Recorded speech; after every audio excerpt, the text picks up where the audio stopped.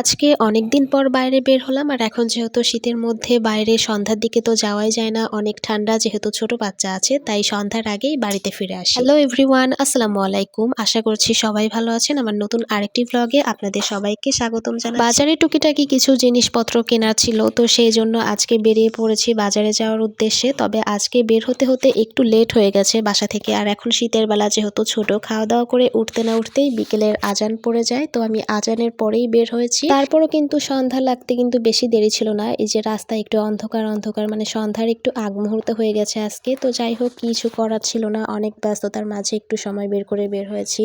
তো আজকে কেনাকাটা শেষ করে কিন্তু একটা রেস্টুরেন্টে চলে আসছি। আমার মেয়ে কিন্তু মিষ্টি খেতে চাচ্ছিল, কেক খেতে চাচ্ছিল, তার ইচ্ছা পূরণের জন্য আমরা চলে আসলাম রাজবাড়ি নয়টেস্ট রেস্টুরেন্ট। আমার মেয়েটা অনেকদিন ধরেই কালোজাম খেতে চাচ্ছিল আর সাথে কিন্তু পেস্ট্রি কেক খেতে চাচ্ছিল, তার জন্য এখানে আসা। তো এখানে এসেই অনেকটা ভিড় ছিল, তো কিছুক্ষণ ওয়েট করার পর আমরা বসার জায়গা পেলাম সেখানে। তারপরে আমরা বসে পড়লাম আর এখানে মেনু দেখছিলাম যে কি কি অর্ডার দেওয়া যায়। তবে আজকে তেমন কিছুই খেতে ভালো লাগছিল না, এইমাত্র মানে খাওয়া দাওয়া করে বের হয়েছে বাসা থেকে। এখানে আসলে সব জিনিসের অনেক দাম, তবে পার্সেল করে নিয়ে গেলে হয়তো ভালোভাবে খাওয়া যায় বাসায় বসে। আর এখানে খাওয়া দাওয়ার ব্যাপারটা আমার কাছে তেমন একটা ভালো লাগে না।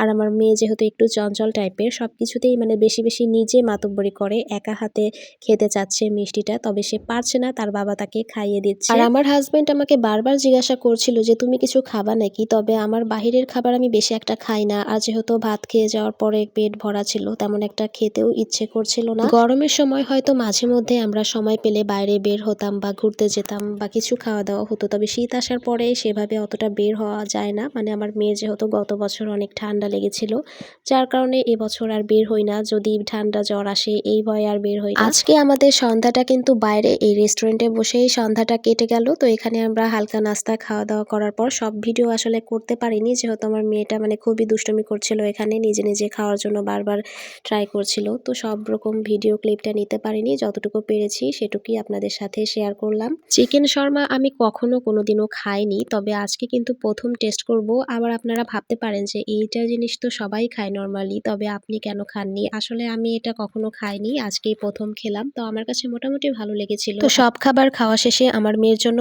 এক পিস পেস্ট্রি কেক অর্ডার করেছিলাম, এটা ছিল ভ্যানিলা ফ্লেভারের, তবে এইটার টেস্ট কিন্তু একদম বাজে ছিল। আর পেস্ট্রি কেকটা যেহেতু একটু মিষ্টি থাকার কথা, এটা কিন্তু একদমই নোনতা ছিল। আমার মেয়েটা খেয়ে তেমন একটা মজা পায়নি, তারপরে দেখি বারবার নষ্ট করছিল। এখন পরে আমি খেয়ে দেখি কেকটা আসলে একটু নোনতা টাইপের, তবে ভালো লাগেনি খেতে। তো আসার সময় দেখতে পেলাম অনেক সুন্দর সুন্দর কেক এখানে সাজিয়ে রেখেছিল। যখন ঢুকেছিলাম ভেতরে তখন কিন্তু এই কেকগুলো ছিল না, এখনই তৈরি করে তারা এখানে রেখে দিয়েছে। তাছাড়া এই রেস্টুরেন্টে এখন মিষ্টি আইটেমগুলোও তারা রাখছে, আগে কিন্তু মিষ্টি আইটেমগুলো ছিল না, এখন তারা নতুন করে মিষ্টি আইটেমগুলোও রাখছে। তো আসার সময় আমার মেয়ের জন্য কিছু ডালিম কিনে নিয়ে আসছিলাম, মেয়েটা কিন্তু ডালিম খুবই পছন্দ করে, তার জন্য অল্প করে ডালিম কিনছিলাম। আর যেহেতু রাত হয়ে গেছে, রাতে আমাদের বাসায় ফিরতেও লেট হয়ে যাবে, বাহিরে কিন্তু অনেক শীত পড়েছে। তো আজকের ভিডিওটি এ পর্যন্তই, সবাই ভালো থাকবে।